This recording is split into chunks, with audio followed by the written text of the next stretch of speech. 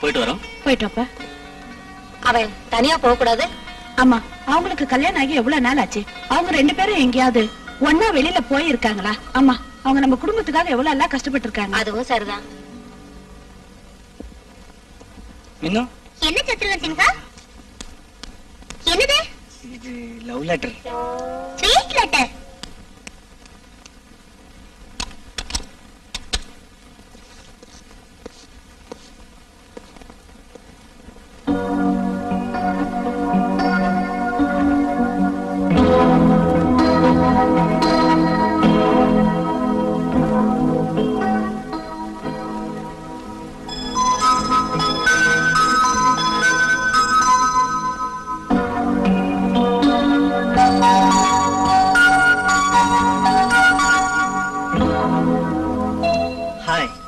எவ்வளவு அழகான ரூம்.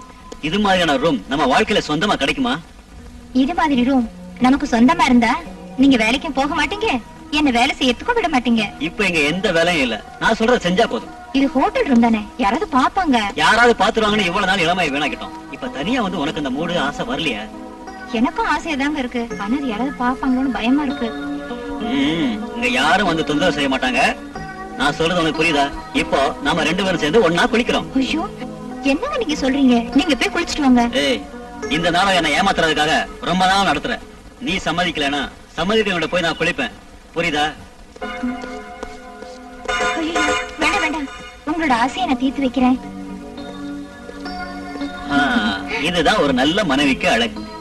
சரி, எல்லாம் எடுத்துரு. ஐயோ, யாராவது பாப்பாங்க. இல்ல, இங்க யாரும் பார்க்க மாட்டாங்க. சரி, அப்படின்னா வேணாம், நானே எடுக்கிறேன்.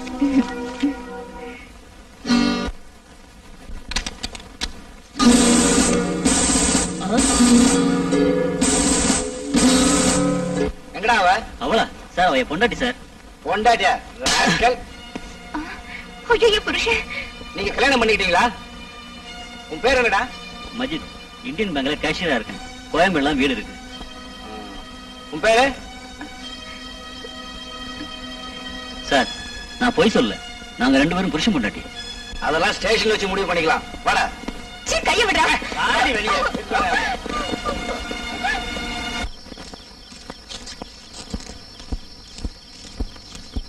உட்காருங்க. He is Mr. மோகன், ஒரு பத்திரிகையாளர். சாரி மிஸ்டர் மோகன், எங்க தப்பா நினைக்காதீங்க. இவங்க என்னோட ஜூனியர்ஸ். இவங்களை பொறுத்தவரை ஒரு புது கேஸ் தான் உங்களோடது. அதனால அதை பத்தி சில விஷயங்களை உங்க முன்னாடி நான் விவரமா சொல்ல போறேன். உங்களுக்கு ஒன்னும் ஆட்சேபம் இல்லையே? இல்ல சார். இவரு கல்யாணம் ஆனவரு, ஒரு குழந்தைக்கு அப்பா. லவ் மேரேஜ் தான் இவரோடது.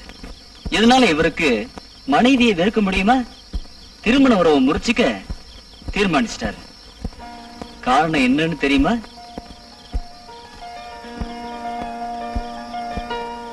ஒரு பத்திரிக்கைக்காரன் இவருக்கு விருப்பம் இல்லாம அந்த பொண்ணை கட்டி வச்சிருப்பாங்கன்னு நினைக்கிறேன். அதனால இவருக்கு அந்த பொண்ணு மேல விருப்பம் இல்லாம போயிடுச்சு. நோ. இவரோட நடத்தையில இவர் மனைவிக்கு சந்தேகம் வந்திருக்கும், அதான் இருக்கும். நோ. ஒருவேளை மனைவியோட நடத்தையில இவருக்கு சந்தேகம் வந்திருக்கும். நோ. இது மாதிரியான சந்தேகத்தை தீர்க்க இவர் மனைவியை கேட்டு சண்டை போட்டிருக்கலாம். எப்படியோ இவருக்கு தாம்பத்திய சுகம் மனைவி கிட்ட கிடைக்கல. இல்ல மோகன்? ஆமா சார். மிஸ்டர் மோகன், ஒரு பெண்ணுக்கு பிரசவமானா சாதாரணமா மனசுலயும் உடம்புலயும் சில மாற்றங்கள் ஏற்படும். பிரசவத்துக்கு முன்னாடி கிடைச்ச சுகம் பின்னாடி கிடைக்கல. நீங்க பிரசவமாகி குறைஞ்சது 1 வருஷம் ஆகும் ஒரு பெண்ணோட உடல் பழைய நிலை அடையறதுக்கு. பிரசவமாயி 3 மாசத்துல நீங்க தாம்பத்திய உறவுல ஈடுபட்டப்போ பழைய சுகம் கிடைக்கல. நீங்க உண்மையில பிரசவத்தினால அப்படி ஏற்படாது. அப்படியா? இந்த காரணத்தினால நீங்க மனைவி வேண்டாம்னு சொன்னா உலகத்துல பிரசவிச்ச எல்லா பெண்களையும் அவங்களோட கணவன்மார் வேண்டாம்னு சொல்லுவாங்க. கரெக்ட். நீங்க இப்ப இருக்கிற மனநிலைக்கு காரணம் செக்ஸ பத்தி அறிவு இல்லாதனாலதான். இனியாவது மனைவி கிட்ட அன்பு காட்டி இன்பமா வாழ தெரிஞ்சுங்க. சரி சார். வேறு உங்களுக்கு செக்ஸ்ல ஏற்பட்ட தவறான எண்ணம் எக்காரணத்தை கொண்டும் உங்க மனைவிக்கு தெரியக்கூடாது. சரிங்க சார். அப்புறம் இந்த பிளானிங் ஃபேமிலி டெபாசிட் ஸ்கீம் பத்தி உங்களுக்கு தெரியல? ஓரளவுக்கு தெரியும் சார். நீங்க உங்க குழந்தை பேர்ல இந்தியன் பேங்க்ல ஒரு அக்கவுண்ட் தொடங்குங்க. மாசம் ஒரு 100 ரூபாயாவது டெபாசிட் செய்யணும். உங்க குழந்தை ஸ்கூலுக்கு போறப்போ அதோட படிப்பு மற்ற தேவைகளுக்கு பணம் பேங்க் டெபாசிட்ல இருந்து கிடைக்கும். என்ன சரிதானே? இன்னைக்கே அக்கவுண்ட் ஓபன் பண்றேன் சார். அப்புறம் அடுத்த குழந்தை 5 வருஷத்துக்கு அப்புறம் போதும். குடும்ப கட்டுப்பாட்டை கடைப்பிடிங்க. அன்னைக்கு உங்களுக்கு கிடைக்காம போன சுகமும் சந்தோஷமும் இனி கிடைக்கும். இனி எங்களுக்கு குழந்தையே வேண்டாம் சார், இது ஒண்ணே போதும். குட். உங்களால எனக்கு ஒரு புதிய வாழ்க்கை கிடைச்சது. இப்ப எனக்கு சந்தோஷம் சார். இன்னில இருந்து நான் வாழ்றது என்ன மாதிரி செக்ஸ பத்தி தெரியாத தம்பதிகளுக்கு செக்ஸ் அறிவு போதிக்கிறதுக்காகத்தான். இனி என்னோட வேலை எப்பவும் அதுவா தான் இருக்கும். Good. Wish you all the best. Thanks. Thank you so much. இப்போ எல்லாரும் நோயாளியோட மனோநிலையை பத்தி தெரிஞ்சுக்க முயற்சி பண்றதில்ல. நோயாளியோட மனநிலை என்னன்னோ, அவங்க உள் மனசுல தூங்கிட்டு இருக்கிற ஆசை உணர்ச்சி என்னன்னோ அவங்க வாயால சொல்ல இருக்க வேண்டியது உங்களோட வேலை. அப்பதான் சரியான சிகிச்சை கொடுக்க முடியும். உங்க பார்வையில தெரியற நோய் அறிகுறிகளை வச்சு சிகிச்சை கொடுத்தா நோயாளிக்கு பலன் கிடைக்காது. சொல்றது புரியுதுல? Then okay. இல்ல என்னம்மா இது தூக்கம்? இப்ப என் பாரம் எல்லாம் தீர்ந்து போச்சு. ரொம்ப சந்தோஷமா இருக்கு. மேரி, இது உங்க அத்தை செத்து போனப்ப என்கிட்ட கொடுத்தது. இது உனக்கு தாமா சொந்தம், வச்சுக்கம்மா.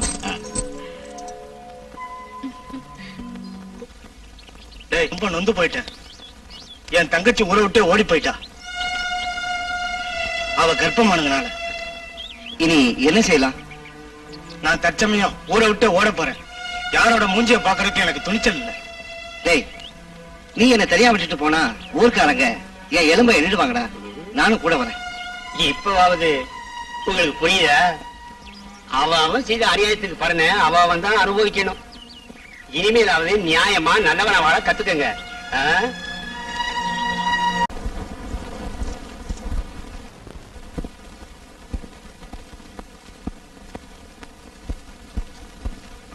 மல்லிகா, நான் டாக்டரை பார்த்தேன். அவர் நிச்சயமா என் பலகீனத்தை போக்கிடலான்னு சொன்னாரு. அதுக்கு ஒரு மருந்து கொடுத்திருக்காரு. ஓ, டாக்டரோட மருந்து. இது என் தலைவிதி நினைச்சு நான் வாழ்ந்துக்கிறேன். மல்லிகா, நீ கோவப்படாத. எனக்கு அந்த டாக்டர் மேல நல்ல நம்பிக்கை இருக்கு. நீ நான் சொல்றதை கேட்கணும். நீங்க என்ன வேணாலும் செஞ்சுக்கீங்க, என்கிட்ட எதுவும் சொல்லாதீங்க.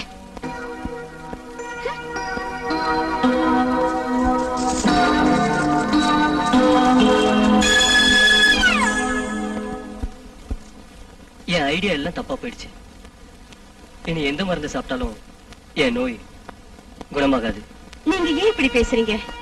கவலைப்படாம நிம்மதியா இருங்க, நோய் குணமாயிடும். இனி என்னத்தை கொடுத்து மருந்த வாங்குறது? தயவு செஞ்சு கவலைப்படாம தைரியமா இருங்க. மருந்தெல்லாம் நான் வாங்கி தரேன்.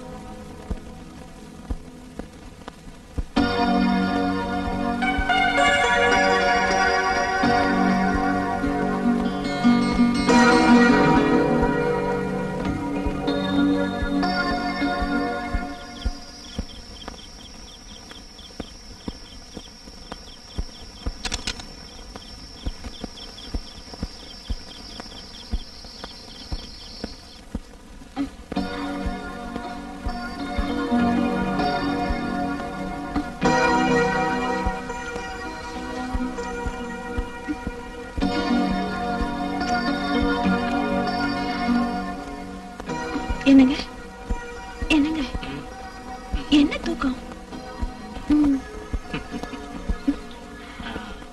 நான் ஒரு முடிவு பண்ணிட்டேங்க. நாம ரெண்டு பேரும் அந்த டாக்டர் போய் பார்க்கலாம். இப்போ உனக்கு அந்த டாக்டர் மேல நம்பிக்கை வந்துச்சா?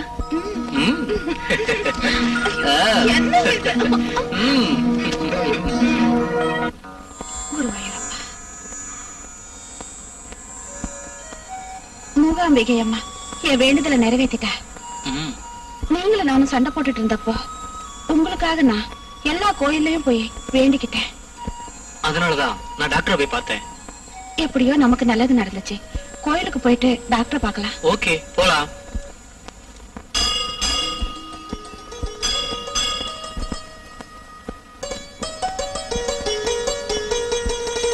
Good morning doctor. Good morning. ரெண்டு பேரும் வந்திருக்கீங்களே, ஏதாவது விசேஷமா? டாக்டர், நரகமா இருந்த எங்களோட வாழ்க்கைய சொர்க்கமாக்கிய உங்களுக்கு நன்றி சொல்லிட்டு போல வந்தோம். சார், இதை வாங்கிக்கங்க. சாரி மிஸ்டர் ராஜா, எனக்கு தேவையான அளவு சொத்து இருக்கு. நான் யார்கிட்டயும் எதையும் வாங்குறது இல்ல. உங்களுக்கு விருப்பம் இருந்தா ப்ரீஸ் சேரிட்டி ஸ்கீம்ல டெபாசிட் பண்ணுங்க. ஏழை நோயாளிகளுக்கு அது போய் சேரும்.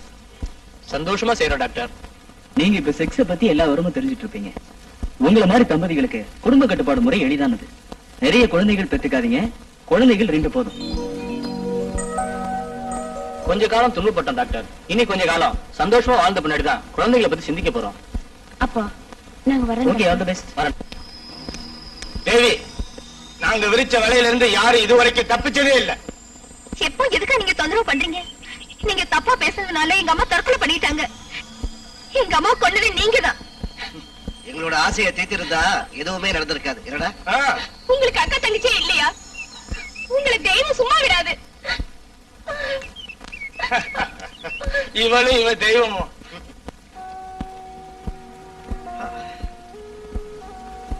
அம்மா, நீங்க இப்படி கவலைப்பட்டு என்ன பிரயோஜனம்? இனி நான் என்ன செய்வேன் வாசு? எத்தனை நாளா இந்த கொடுமையை நான் தாங்கிக்கிறது? இனிமேல அவரோட பிடிவாதம் மாறும்னு எனக்கு நம்பிக்கை இல்ல. அம்மா, என்கிட்ட ஒருத்தர் டாக்டர் ரவி சார். இனிமே எதுக்கு நான் டாக்டரை பார்க்கணும்? அம்மா, நீங்க எதுக்கு கவலைப்படாதீங்க. அந்த முருகன் எல்லாத்துக்கும் ஒரு வழி காட்டுவார்.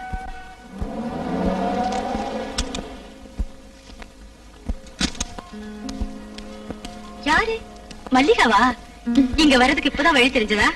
உட்காரு. நேரம் கிடைக்கல, அதனால வரல. நீ ஆளு ரொம்ப மாறி போயிட்டியே. என்ன, ஏதாவது விசேஷம் இருக்கா?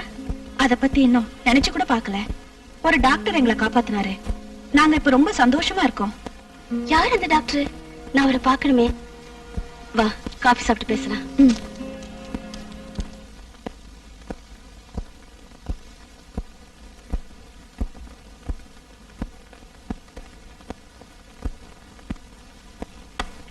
Good morning good morning.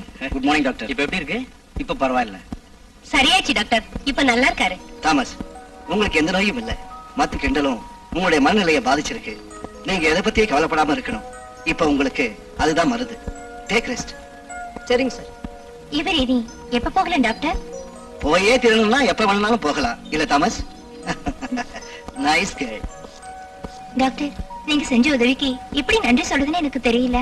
No thanks, it's our duty. Sila, என்ன பேரு? I am Mrs Indira Mohanram. வயசே. இவர் கல்யாணத்துக்கு முன்னாடி வேறொரு பொண்ணு காதலிச்சாரு. அந்த பொண்ணு செத்துட்டா. அதுக்கப்புறம் தான் இவரு என்ன கல்யாணம் பண்ணிட்டாரு. இப்போ குடிப்பழக்கத்தை அடிமையாகி கெட்டுட்டாரு. எங்களுக்குள்ள இதுவரைக்கும் எந்த உடல் தொடர்பும் ஏற்படல. அப்போ உங்களுக்குள்ள தினமும் சண்டை இல்லையா? ஆமா சார். மோகன்ராம் கூட கம்பெனி கொடுக்கறதுக்கு உங்களுக்கு ஒண்ணும் ஆட்சேபணம் இல்லையா? சார், நாங்க இதுவரை அது நீங்க குடிக்கணும்னு நான் சொல்லலைங்க. குடிச்ச மாதிரி நடிங்க. அப்புறம் செக்ஸ் ஃபீலிங்ஸ காட்டி அவரை மயக்குங்க. உங்களுக்கு நான் சொல்லியே தரணும். நிச்சயமா மாற்றம் உண்டாகும். I will try sir.